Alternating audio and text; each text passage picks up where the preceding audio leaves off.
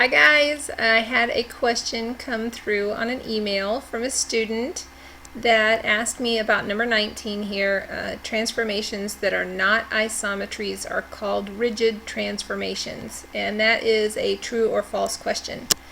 So I thought I'd explain to you again what the difference between an isometry and a transformation is.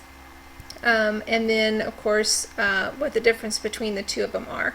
If you go back up here and look at this example, where is that?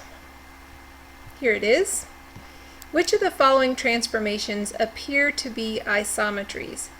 A transformation all in itself is basically just a movement of a picture. It can be a slide, which we call a translation. It can be a reflection, which sometimes we'll call a flip, or it's a rotation, which we see right here in this picture. All right, some people like to call that a turn.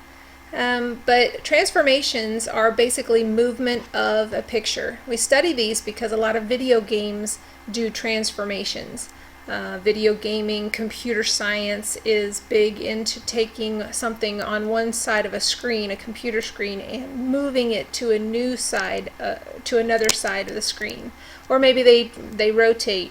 If you play like a football game on a video, and you're seeing the ball and the players and how they move. It basically all started because of transformations. Now it's the 3D graphics on that is more than even I understand without a computer science degree, but that's basically how it works and why we study these. So if you look at these are all transformations. This one looks like it's a reflection. This one looks like it's a dilation, where it started out big, the blue picture is big, the pre-image, and then it goes down here to the image is small. This is rotation, and it preserves the shape and the size, so it stays exactly the same. So the ones that are isometries, isometry right up here, the definition says is a transformation that preserves length. That's the important part. An isometry has to preserve length.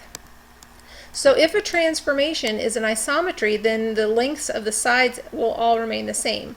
It also happens that the angle measurements, parallel lines, distances between points, everything stays the same. So it's basically identical to what it was before. It's just in a new location. So this, of course, would be an isometry because all it did was flip. It's in a new location, but it's exactly the same shape, and it's exactly the same size. This one, definitely not an isometry, all right, because it gets smaller. And this one is an isometry because it just rotates. So the answer to question number 19 then, let's scroll back down to number 19. Transformations that are not isometries are called rigid transformations. A rigid transformation preserves those, it's basically another word for an isometry.